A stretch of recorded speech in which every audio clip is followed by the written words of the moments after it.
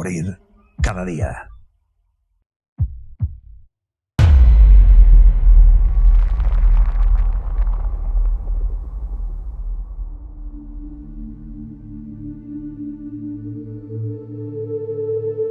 Contaba don Miguel de Cervantes que la derrota es botín para almas bien nacidas.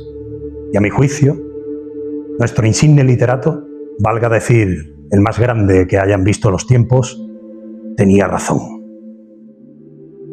Heródoto también pensaba como él 1000 años atrás, cuando relató la gesta más heroica, la batalla más gloriosa que han conocido los tiempos.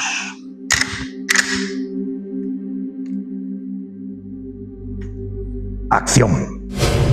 Heródoto también pensaba como él 1000 años atrás, cuando relató la batalla más legendaria, la gesta heroica más alta que conocemos.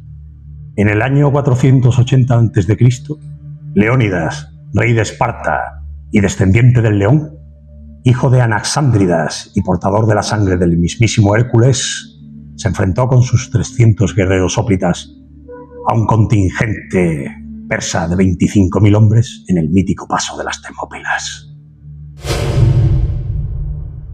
Durante 3 días, con sus noches, los 300 combatieron como fieras indómitas, guiados por un líder casi mitológico, quizás del nivel del mismísimo Aquiles.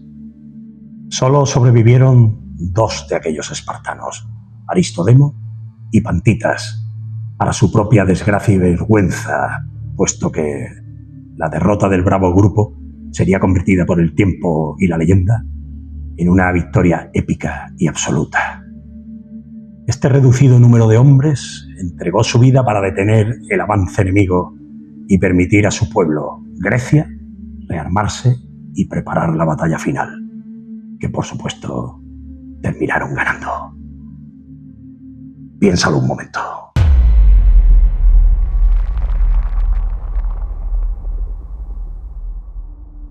Piénsalo un momento. La victoria es una horterada. En estos días todo el mundo habla, vende, discursea y expolia a los demás con la intención de que tengan éxito.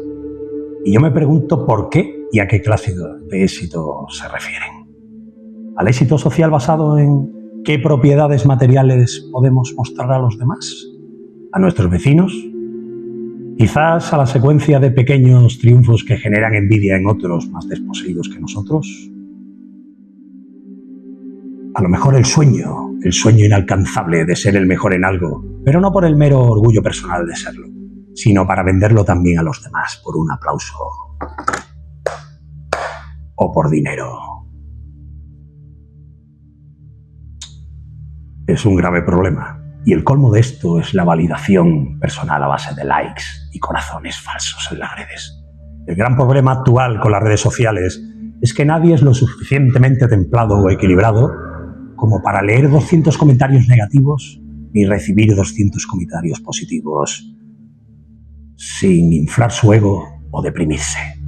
Las dos cosas distorsionan la realidad por completo y por lo tanto empeoran la vida. Pero parece que lo que realmente ocultan estos comportamientos es una inseguridad extrema ante la vida y un miedo pavoroso frente a los demás, que debe ser minimizado, llamando la atención y gustando a todos.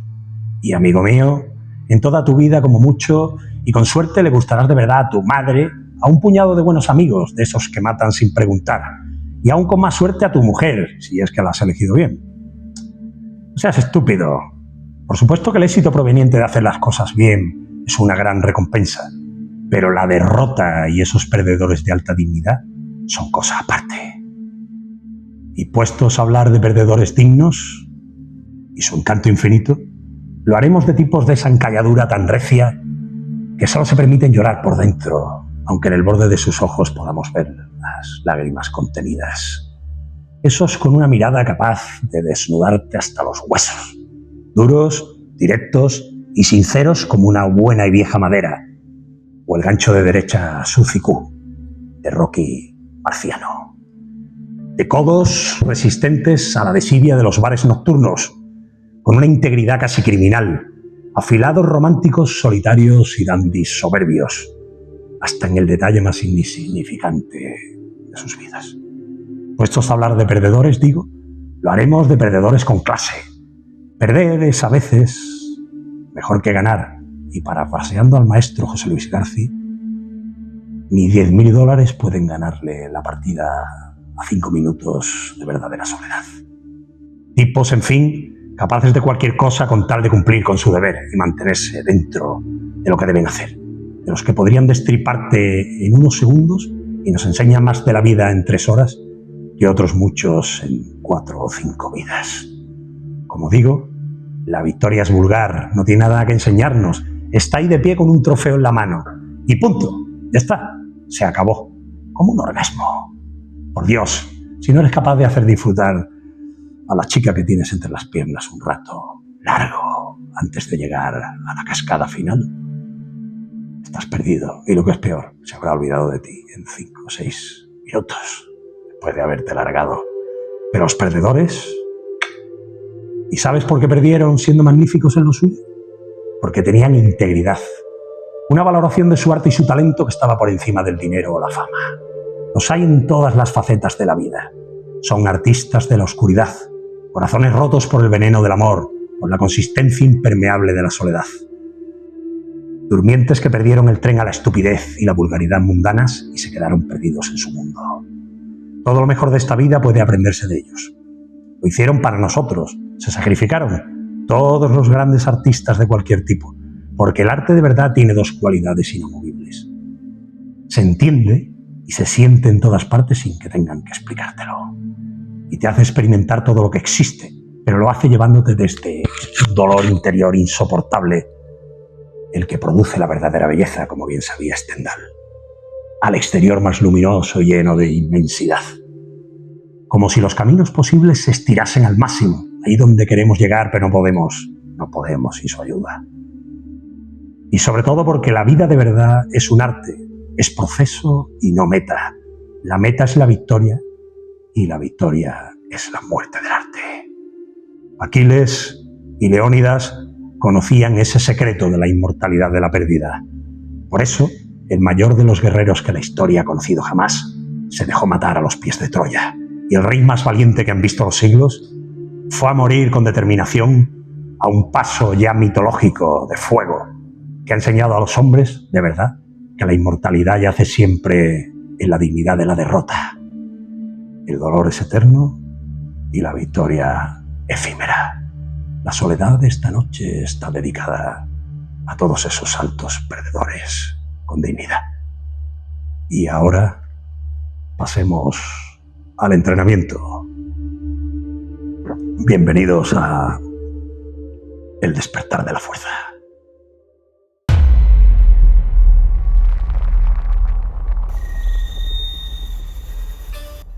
Hoy, en El despertar de la fuerza, este apartado del programa dedicado al entrenamiento, en donde departiremos cada día sobre hipertrofia, fuerza, potencia y demás asuntos relacionados con los depredadores. Hablaremos de 5 principios para entrenar la fuerza, unas reglas mnemotécnicas sencillas de aplicar y con las que diseñar tu programa de fuerza básico de forma muy fácil. Es decir, para aumentar tu capacidad de mover grandes kilajes de alto nivel. Es lo que yo llamo la regla de 3 a 5. Recuérdalo. Entrena de 3 a 5 veces en la semana. Dependiendo de tu nivel de entrenamiento, yo comenzaría con 3 días, más que suficiente. Para mejorar tu nivel de rendimiento y recuperación, cuando este aumente, podrías pasar a 5. Pero yo comenzaría con 3 días y quizás me quedaría siempre ahí. Haz de 3 a 5 ejercicios por sesión. Ejercicios básicos que abarquen todos los grupos musculares. Puedes y debes repetirlos de 3 a 5 días de entrenamiento. Por ejemplo, sentadillas, presses militares y de banco, remo inclinado con barra y peso muerto. 3. Tercera regla. Realiza de 3 a 5 series de cada ejercicio. Las 2 primeras como aproximación y calentamiento motor, para reclutar los músculos que vas a utilizar y conectar tu sistema nervioso con la técnica. Las 3 últimas series para alcanzar y mantener el peso estipulado para ese día. 4. Haz entre 3 y 5 repeticiones por serie, sin llegar nunca al fallo. Evita las repeticiones máximas a toda costa. Controla tu ego. 5. Descansa entre 3 y 5 minutos entre cada serie de cada ejercicio. Lo suficiente para recuperar el ritmo normal de respiración. Si puedes inhalar y exhalar durante 4 o 5 segundos por cada fase de respiración, únicamente por la nariz, es que te has recuperado para la siguiente serie. No tengas prisa alguna. Si necesitas más, no dudes en tardar y tomar más tiempo. El gran Scoan, la leyenda del powerlifting, a veces descansaba hasta 10 minutos después de una serie dura de sentadillas. En la fuerza utilizamos movimientos controlados y técnica exquisita, pero sin acentuar la carga excéntrica para nada, el momento en el que descendemos el peso. Ni la contracción muscular, eso es asunto de la hipertrofia. Aumenta el peso entre un 3 y un 5% cada semana si puedes. No llegues nunca al fallo. Lleva un diario exhaustivo de entrenamiento con todas las series, los kilajes. Te recomendaría también que apuntases cuántas calorías y qué tipo de alimentos estás consumiendo durante el programa. Sería importante poder modificarlos. Utiliza pesos entre el 65 y el 90% de tu repetición máxima para cada ejercicio seleccionado. Cada 3 a 5 semanas haz una de descarga y cambia a una rutina más orientada a la hipertrofia durante esa semana. Luego reinicia otro ciclo de fuerza. Haz un mínimo de entre 3 y un máximo de 5 ciclos de fuerza durante 12 a 15 semanas aproximadamente, antes de iniciar de nuevo una etapa de hipertrofia. Y recuerda siempre, si no entrenas hasta morir, morirás sin haber entrenado. Y ahora iremos a por la ecuación anabólica.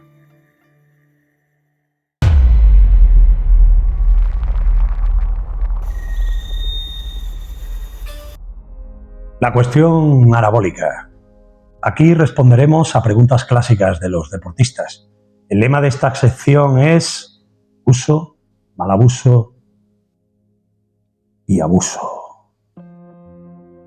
Anabolismo es vida. Este es el lugar para hablar de suplementos, nutrición y salud, más bien de cómo mantenerla si ya disponemos de ella o de mejorarla. Porque debemos advertir que la práctica equilibrada y de cierta intensidad de la musculación es un gran apoyo a la longevidad. Pero los extremos de cualquier deporte son inhibidores de la salud. Y este es un mito, el del deporte como salud, que hay que aclarar. Entrenar muy duro es oxidarse, envejecer, punto. Y al mismo tiempo es un salvador de vidas en su justa medida. Y esa medida no es ligera en ningún caso. Lo productivo requiere esfuerzo, pero el adecuado. Como sostenía Paracelso, sola dosis facit venenum. Solo la dosis hace el veneno. Y es que el gran error cometido por todos nosotros, los deportistas y los culturistas de competición, es que pensamos siempre que si 10 es bueno, 20 será mejor y 30 será la hostia. Pero no es así.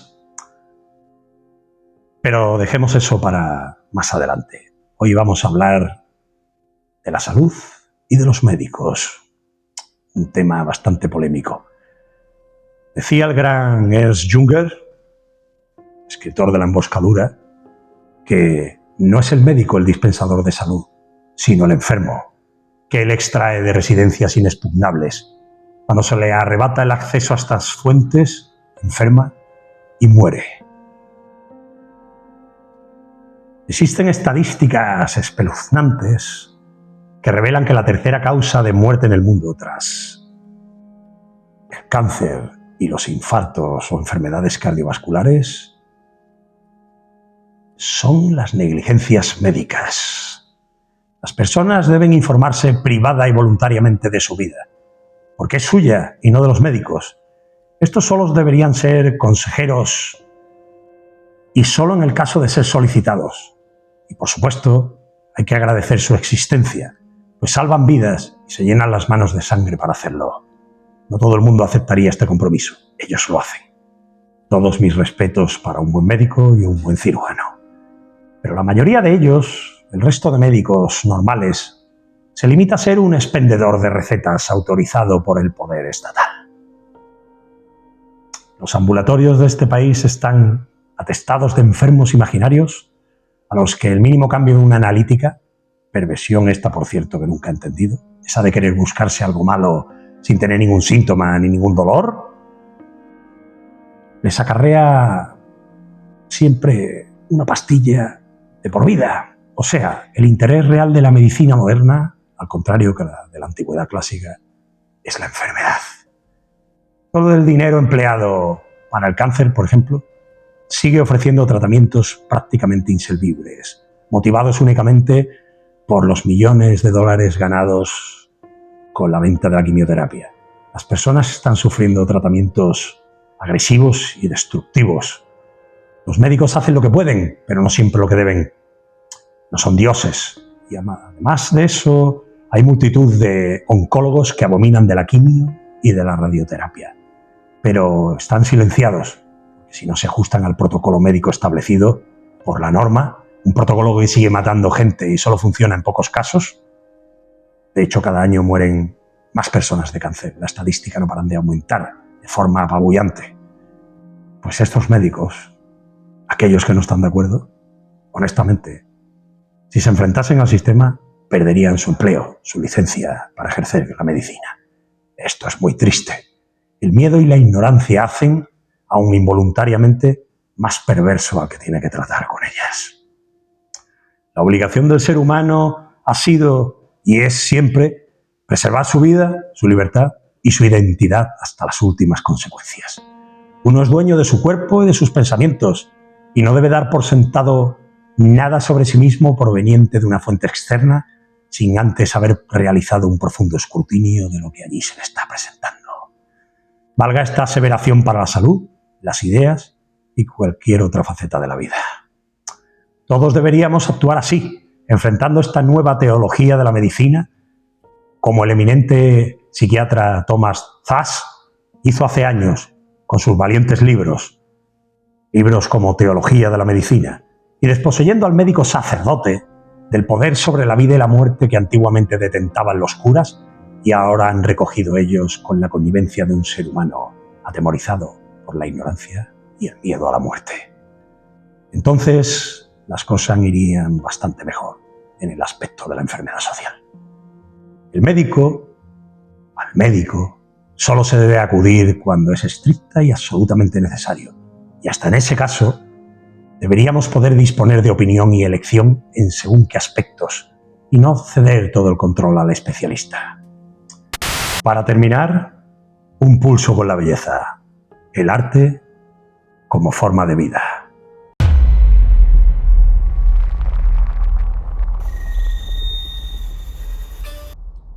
Hoy hemos hablado sobre la derrota como victoria y antes de cerrar nuestro programa de hoy recomendaremos un libro, Puertas de Fuego, de Steven Pressfield, la batalla de las Termópilas contada con épica y fuego. Un cuadro que sedujo al mismísimo Napoleón Bonaparte. Hoy se encuentra en el Louvre y antes estuvo colgado en las Tullerías, en el despacho del mismísimo emperador francés.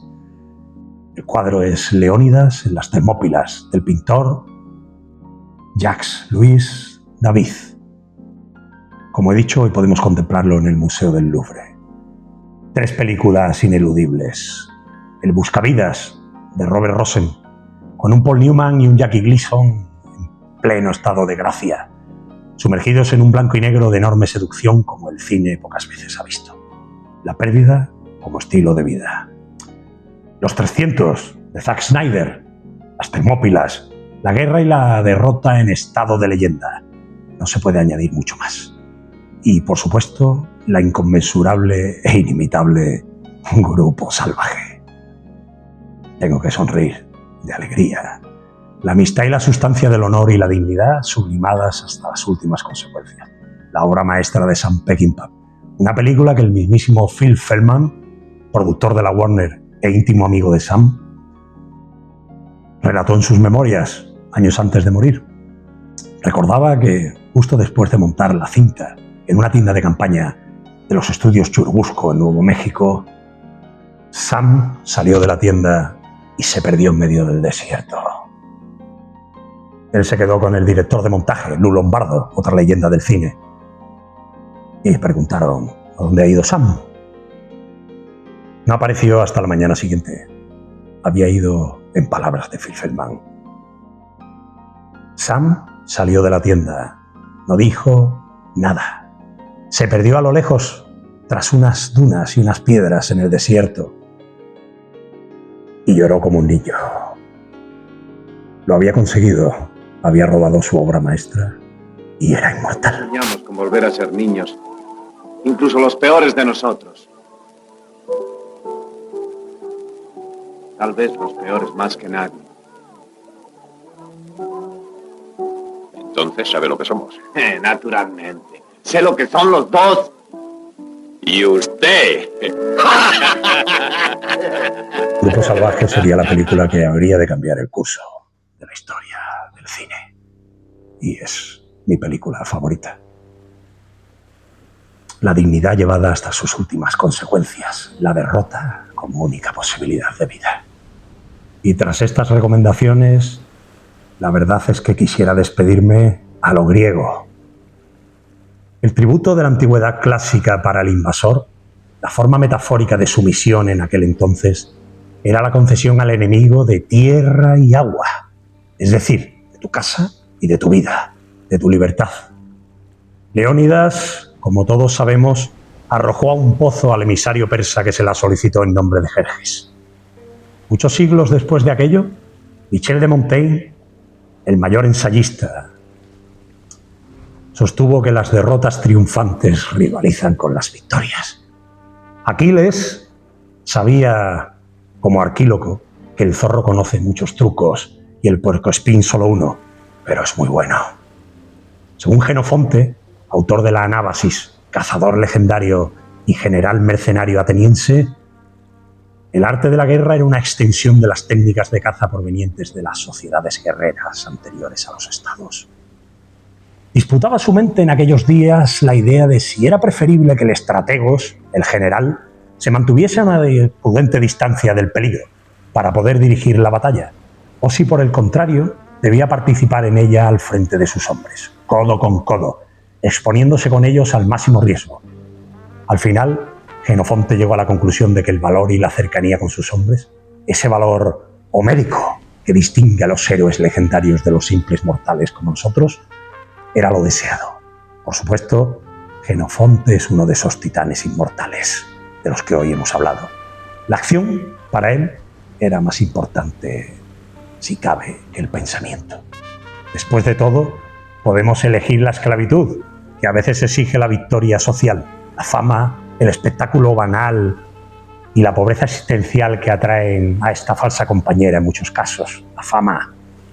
Y entregar a las fuerzas enemigas nuestra sumisión, acordando darles tierra y agua, nuestra dignidad y nuestra esencia, por así decirlo. O, por el contrario, podemos negársela y perder con dignidad, si eso es lo necesario para mantener nuestra esencia. Creo que podemos extraer una gran enseñanza de todos ellos, los perdedores legendarios, que han pavimentado el camino para hacer olvidar a los hombres el miedo al polvo de la muerte. Después de todo, y como Dilio relata al final de los 300, cuentan los ancianos que nosotros, los espartanos, somos descendientes del mismísimo Hércules. Nuestro rey, Leónidas, es testimonio de dicho linaje. Su rugido, como el del león, es incesante y fiero. Vive como un león, amigo mío. Soy Israel Mora Figueroa y esto ha sido Vivir y Morir cada día. Buenas noches, España. A todos los patriotas, donde quiera que estéis.